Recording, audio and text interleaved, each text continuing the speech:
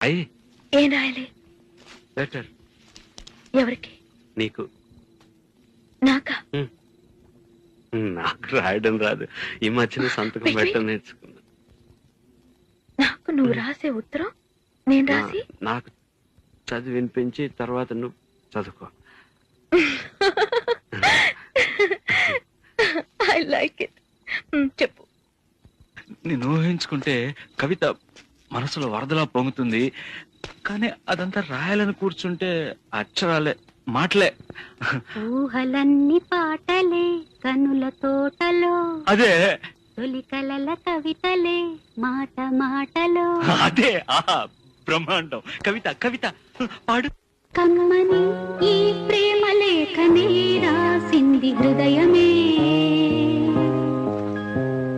ప్రియతమా నీ వచట కుశలమా నే నిజట కుశల